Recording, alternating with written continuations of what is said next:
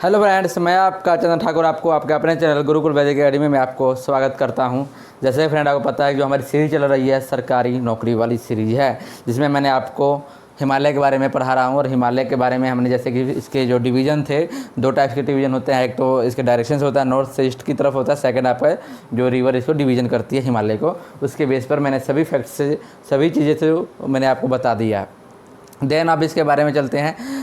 उसके बारे में मैंने आपको ट्रांस हिमालय के बारे में भी कुछ डिवीज़न जो थे डायरेक्शन वाला, तो मैंने आपको ट्रांस हिमालय जो सबसे फर्स्ट था ट्रांस हिमालय के बारे में बताया। उसके जो ट्रांस हिमालय और उसके बाद जो तीन हमारे बचते हैं, ग्रेट हिमालय, देन आपका बचता है लेसर हिमालय और शिवालिक हिमालय। इसके बारे में मैं आज आपको बताऊँगा और पूरी तरह से बताऊँगा। तो बहुत शानदार क्लास रहने वाली है, शुरू से अंत तक बने रहे, जो कि आपके सभी एग्जाम के लिए बहुत ही इंपॉर्टेंट रहने वाला है। तो चलिए दोस्तों देखते हैं। चलिए मैं आपका क्विक रिवीजन ले लेता हूं। सबसे पहले रिवीजन देखते हैं क्या है। तो आपको पता है कि हिमालय को 4 डिवाइड किया गया था। सबसे यहाँ से जो सबसे ऊपर जाती है वो होती है कौन सी, ट्रांस हिमालय, जो यहाँ से जाती हुई आपका अरुणाचल प्रदेश की तरफ जाती है, सबसे ऊपर वाली जो होती है, ठीक है। देन आपका आता है कौन सा, आपका आता है ग्रेट हिमालय। फिर आपका आता है ग्रेट हिमालय के बाद आता है लेसर हिमालय। फिर आपका आता है शिवालिक हिमालय, सबसे नीचे वाली, ठीक है। तो इन सभी को देखिए, आपको पता है कि अगर 4 बार कोई बाउंड्री बनती है, मान लो ये बाउंड्री बनाती है मैंने, इसके बाद नीचे वाली, इसके बीच में कोई चीज़ ऐसा पॉइंट होगा जो इन दोनों को आपस में अलग करता होगा। मान लीजिए कि अगर आपको पता है कि दो ईंटें लगाई जाती हैं, ऐसे जोड़ी जाती हैं, तो कोई एक ऐसा इसमें लेवल होता है जो इसको जोड़ता है। जैसे हम सीमेंट की लेप चढ़ाते हैं, सीमेंट और उसका बालू का लेप चढ़ाते हैं, रेत का, तो उसके बाद ये बन जाता है एक लेवल। उसी तरह दो हिमालयों के बीच में, यानी ट्रांस और ग्रेट हिमालय के बीच में जो बनेगा उसका क्या नाम है, ठीक है। तो सबसे पहले जानते हैं, इसका नाम होता है हिंज जॉइंट। हिंज जॉइंट बोलते हैं, ठीक है, हिंज जॉइंट। फिर आपका इसको हिंदी में बोलते हैं सचर जोन। और उसके बाद देखिए, आपको पता है कि ग्रेट हिमालय के बाद आपको कौन सा आता है, लेसर हिमालय। फिर आपका आता है शिवालिक हिमालय, ये आ रहा, ठीक है। लेसर ये आपका आ गया लेसर हिमालय, आपका आता है शिवालिक हिमालय। अगर आप दोनों की बात करें, देखिए फिर हम दोनों की बात करें तो ऊपर ग्रेट हिमालय, नीचे आपका लेसर हिमालय, दोनों के बीच में ये सेंटर में आ रहा है। तो इसलिए इन दोनों को डिवाइड करने आप इस तरह याद रख सकते हैं, ट्रिक बता रहा हूँ। तो इन दोनों के बीच में जो डिवाइड कर रहा है, बाँट रही रेखा है, जो इसको बाउंड्री जो इसके बीच वाली जो बाउंड्री जो उनको अलग करती है, ग्रेट और लेसर हिमालय को, इसको क्या बोला जाता है दोस्त? इसको बोला जाता है मेन सेंट्रल, यानी सेंटर में तो मेन सेंट्रल थ्रस्ट बोल दो,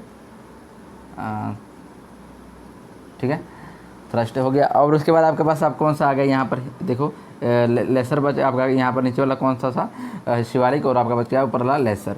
लेसर और शिवालिक के बीच में जो आता है, इस पॉइंट को क्या बोला जाएंगे, ये नीचे फ्रंट, देखिए इसको याद कर सकते हैं ऐसे कि जो ये आपका है नीचे में है, तो आपको कर सकते हैं, इसको बाउंड्री फ्रंटल बोला जाता है, मेन बाउंड्री फ्रंटल होता है, या फ्रंटियर बोलते हैं, ठीक है। ये आपको चीज़ें मैंने आपको क्विक रिवीजन में बता दी है, ठीक है। तो बोलिए, चलिए इसको रेज कर देता हूँ। देन आपका चलिए आप आगे क्या होता है देखते हैं आगे की क्लास में। आपके पास अब कौन सा बचता, ट्रांस हो गया।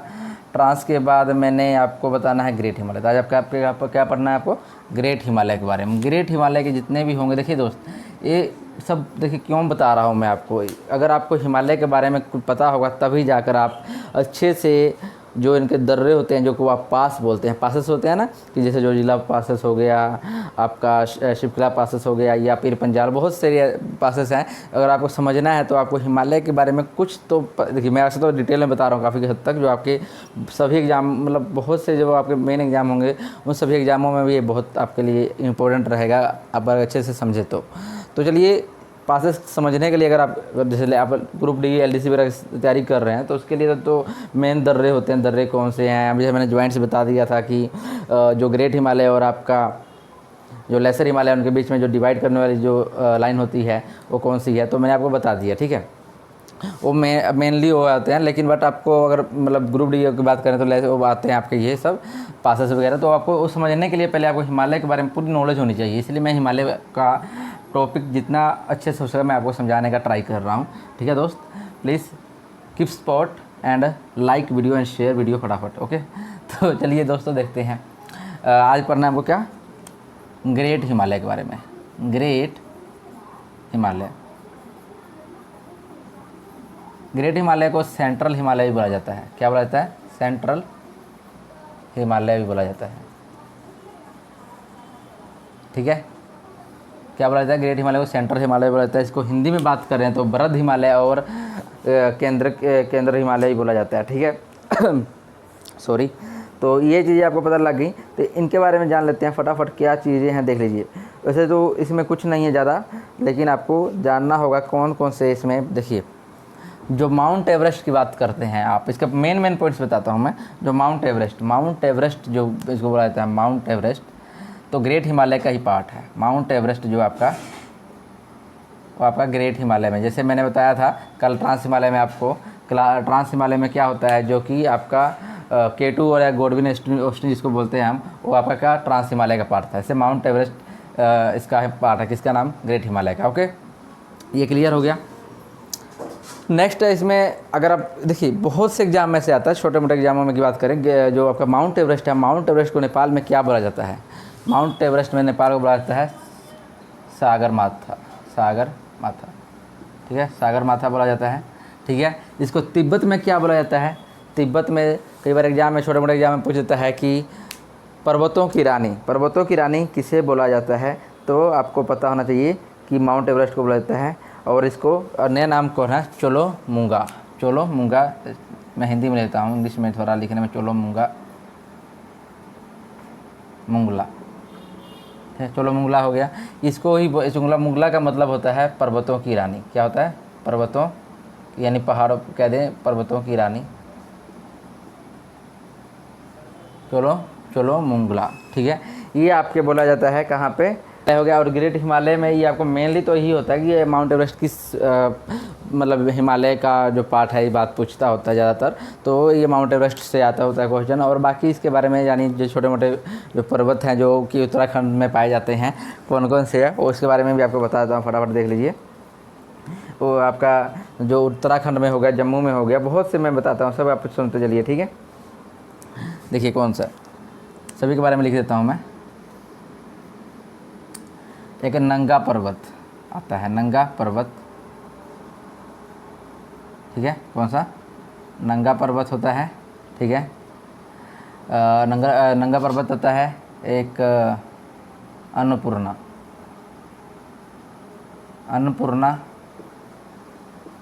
नंगा पर्वत, अन्नपूर्णा। और आपका आता है बीच में कौन सा, धौलगिरी, मंसालू, धौलगिरी। देखिए सभी याद नहीं रखना है, धौलगिरी, मंसालू, ये इंग्लिश में भी यही बोला जाता है। इंग्लिश में नाम देखिए, नेम जो आपके होते हैं सेम रहते हैं, हिंदी में हो या इंग्लिश में हो सेम रहते हैं, ठीक है। तो आप नेम पर मत जाइएगा। तो ये आपका हो रहा है, ठीक है। माउंट एवरेस्ट हो गया आपका। कंचनजंगा वगैरह की बात करें, कंचनजंगा जो है इसमें आता है, कंचनजंगा भी इसी में आता है, कंचनजंगा।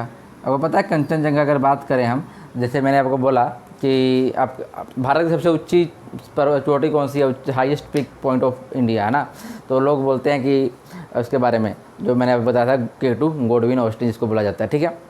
लेकिन फ्रेंडों क्या भारत में एक्चुअल में है, भारत में एक्चुअल नहीं है। एक्चुअल भारत में जो सबसे ऊंची चोटी है वह कंचनजंगा का, कंचनजंगा जो ये आपको दिखाई दे रहा है, भारत की सबसे ऊंची चोटी है ना। यानी एक्चुअल की बात करें तो जो आपको बात करते हैं K2 की बात करते हैं, यानी गोडविन ऑस्टिन की बात करते हैं, वो आपकी यहाँ पाई जाती है, यहाँ जो POK है, पाकिस्तान ऑक्युपाइड कश्मीर, यानी कमीना पाकिस्तान के पास है, ठीक है।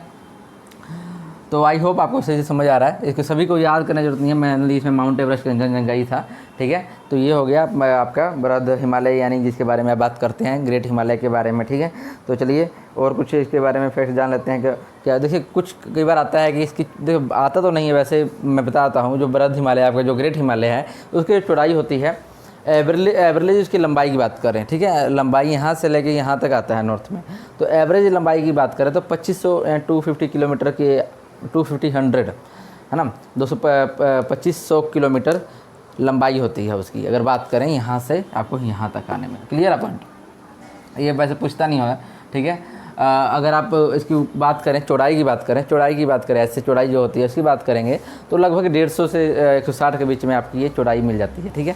तो ये ज़्यादा नहीं है, ठीक है फ्रेंड। तो ये आपका कुछ एवरेज है, मतलब ये एग्जाम वगैरह में भी नहीं पूछता है, ठीक है। तो आपको एग्जाम में कई बार अगर थोड़ा टफ करना होता है तो इन पर्वतों में पूछ लेगा, नंगा पर्वत जो है किस हिमालय की श्रेणी का, यानी किस हिमालय रेंज का पार्ट है, तो ये पूछ सकते हैं आपको, ठीक है। ये पूछ सकता है माउंट एवरेस्ट आपका कहाँ पाया जाता है। देखिए एक्चुअल में नेपाल और तिब्बत दोनों में मिलकर पाया जाता है, नेपाल और तिब्बत दोनों में मिलकर पाया जाता है, लेकिन मेनली ये ज़्यादातर नेपाल में इसका हिस्सा है, तो इसलिए नेपाल बोलता है कि मेरे में पाया जाता है। ठीक है, तो ये आपको याद रखना है। ठीक है, इसके अलावा आप जाते हैं हमारे पास लेसर हिमालय। लेसर हिमालय के बारे में जान लेते हैं कौन कौन से है। ठीक है, ग्रेट हिमालय और आपका सेंटर, जो ग्रेट हिमालय या सेंटर हिमालय की बात करें, आपको ट्रांस हिमालय और ग्रेट हिमालय को जो बाउंड्री अलग करती है उसको क्या बोलते हैं, हिंज जॉइंट बोलते हैं। इसको याद रखिएगा, ये मेन चीज़ है, इंपॉर्टेंट है काफ़ी, हिंज जॉइंट। ठीक है, अब आता है आपका लेसर हिमालय। लेसर हिमालय, ठीक है, नीमन नीचे वाला, जो नीचे आ गया तो नीचे नीमन हिमालय यानी नीचे वाला हिमालय भी बोला जाता है लेसर हिमालय को, ये आपको पता हो गया। ठीक है, लेसर हिमालय और ग्रेट हिमालय के बीच में जो लाइन अलग करती है कौन सा क्या बोला जाता है बताइए। जो लेसर हिमालय और ग्रेट हिमालय को अलग करती है उसको क्या बोला जाता है, उसको बोला जाता है main central thrust, main central thrust बोला जाता है। ठीक है, तो चलिए अब इसके बारे में भी जान लेते हैं कुछ। ठीक है, हाँ, इसकी अगर बात करें मोटा मोटी इसकी भी जैसे मैंने इसकी लंबाई बताया था 2500 किलोमीटर के आसपास होती है, यहाँ से यहाँ तक लंबाई। इसकी लंबाई की बात करेंगे तो ये भी आपके 1800 से लेकर 3000 किलोमीटर एवरेज लंबाई इसकी होती है, 1800 से लेकर 3000 किलोमीटर तक। ओके,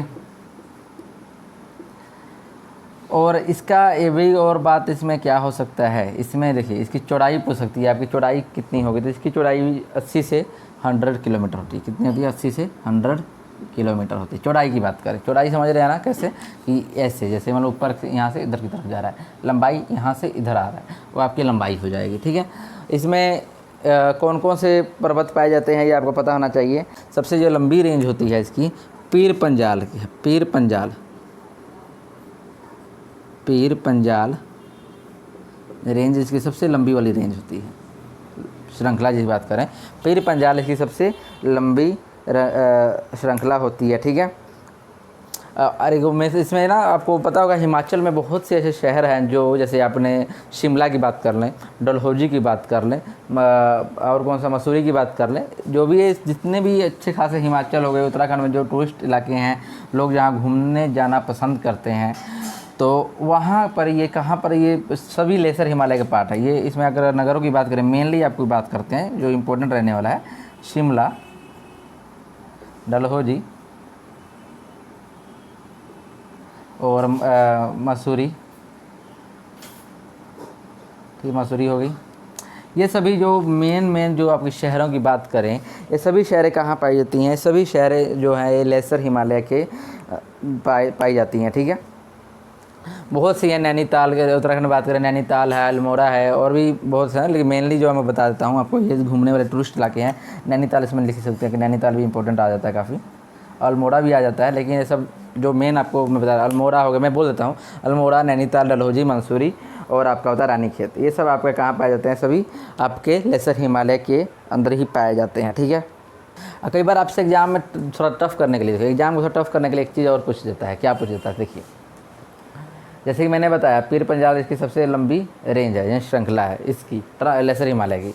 और एग्जाम में पूछ सकता है कि वो शिमला जो है, इसकी भी जो रेंज होते हैं, शिमला का जो रेंज है, शिमला जो है किस रेंज में पाया जाता है, तो ये आपका धौलाधार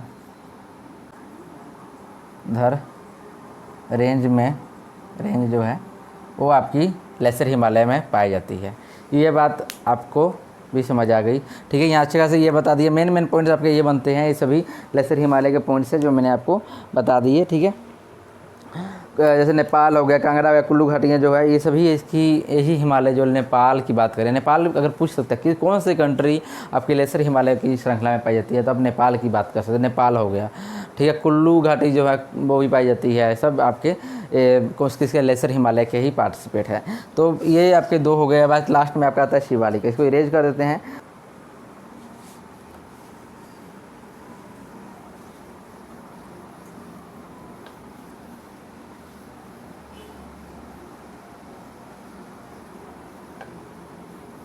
मैप के जरिए फ्रेंड आपको समझा रहे हैं, मैप के जरिए हर एक चीज़ मतलब अच्छे से समझ आ जाती है, इसलिए मैप आपके लिए ड्रा किया जाता है। ठीक है, तो मैप के जरिए आपको पता लगा कि नॉर्थ ईस्ट से आपके पाया जाता है हिमालय, सभी अच्छे से बता दिए फ्रेंड, इससे अच्छा क्या आप बता सकते हैं, आपको बताइए।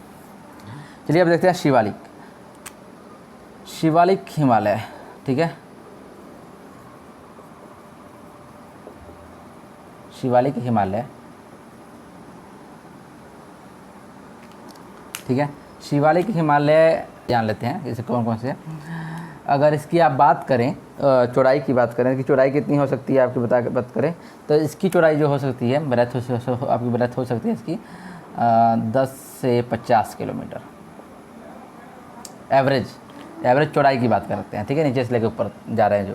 अगर इसकी लंबाई की बात कर लें तो इसकी लंबाई की जो होती है 900 से 1200 किलोमीटर। शिवालिक हिमालय ये हो गया।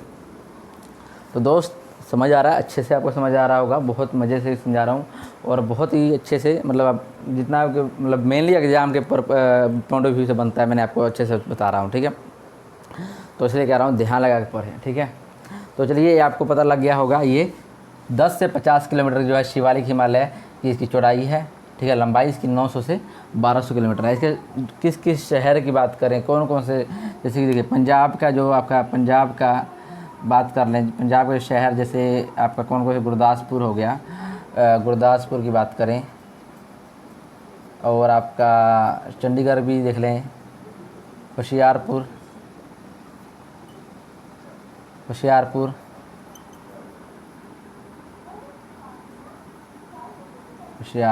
ठीक है।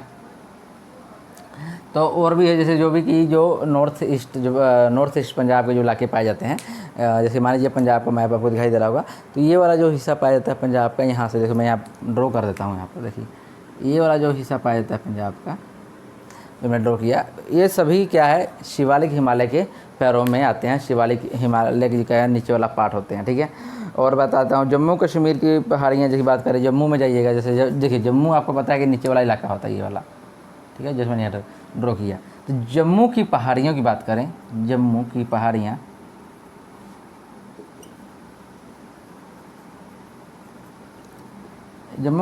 की बात करें, वो भी शिवालिक रेंज के तहत ही आती हैं, शिवालिक रेंज के अंदर ही वो आती हैं।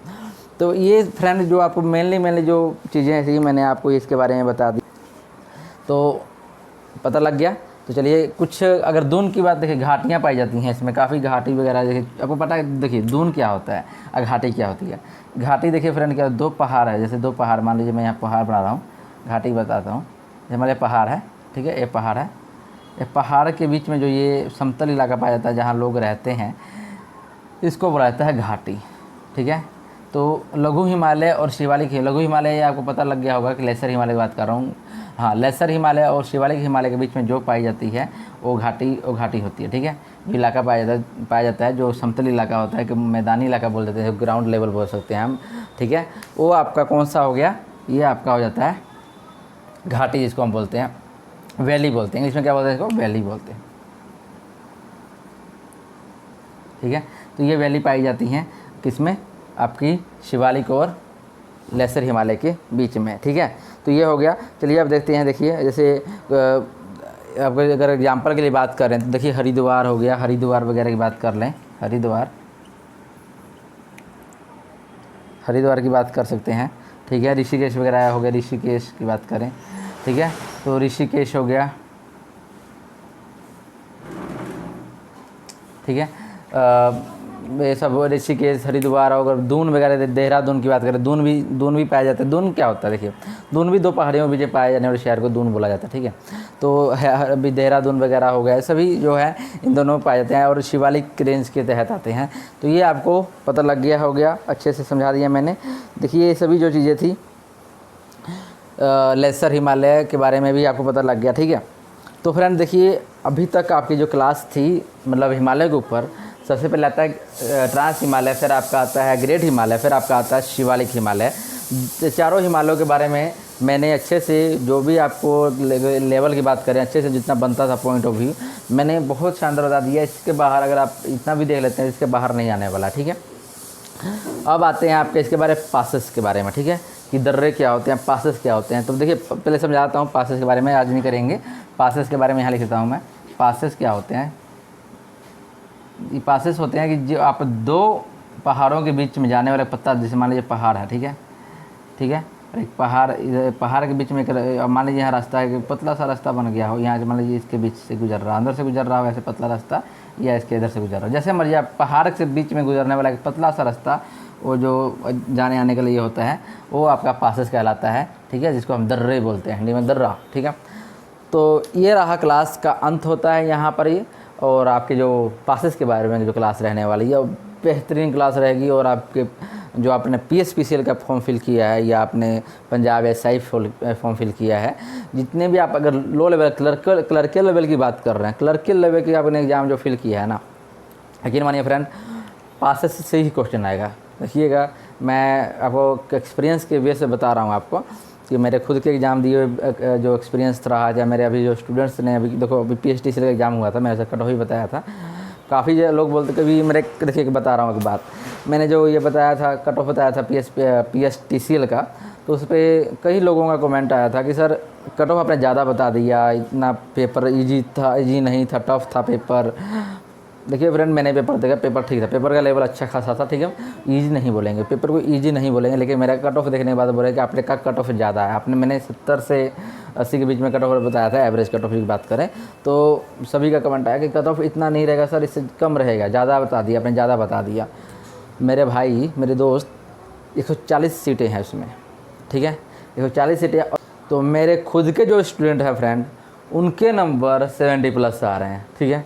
मेरे यूट्यूब चैनल जो का यूट्यूब चैनल है, उसके जो कट ऑफ था उसमें बच्चों का कितना कमेंट आया है कि किसी का 75 बन रहा है, किसी का 78 बन रहा है, यहाँ तक एक लड़के का 85 मार्क्स बन रहा है। अब देखिए, जो मतलब यूट्यूब की बात कर रहा हूँ, यूट्यूब कमेंट की बात कर रहा हूँ, तो उसमें तो मैं चेकआउट करने तो गया नहीं उसका कि हम भी झूठ बोल रहा है, सच बोल रहा है। लेकिन मेरे जो ऑफलाइन बैच के क्लास के स्टूडेंट्स हैं, उनके नंबर प्लस बन रहे हैं, जो आंसर की के मुताबिक अभी आंसर की से उन्होंने मिलाया, तो आंसर की मिलाने के बाद वो बता रहे थे कि उनके जो नंबर आए हैं वो 70+ बन रहे हैं सभी के, ठीक है। सभी के मतलब तो नहीं बोल रहा हूँ मैं, मतलब ज़्यादातर बच्चे जो हैं उनके 70+ बन रहे हैं। तो कट ऑफ बताइए कहाँ से लो रहने वाला है, मतलब कट ऑफ, मतलब आप बोलते हैं कि टफ एग्ज़ाम था, मेरे अभी तक की बात करें 60 से नीचे वाला किसी का मार्क्स अभी दिखा नहीं मुझे, जो मतलब मेरे जो अभी जितने भी मेरे कॉन्टैक्ट में स्टूडेंट्स हैं, जो मेरे फ्रेंड वगैरह जो तैयारी करते हैं ऑलरेडी, जो नहीं सेट हुए हैं अभी तक, तो उनसे बात करने के बाद पता लगा कि उनका भी आंसर की से मैंने सबसे बात किया, तो बात कैसे पता किसी का फ़िलहाल अभी 60 नंबर से कम नीचे गया ही नहीं। 70+ वाले मिले हैं काफ़ी,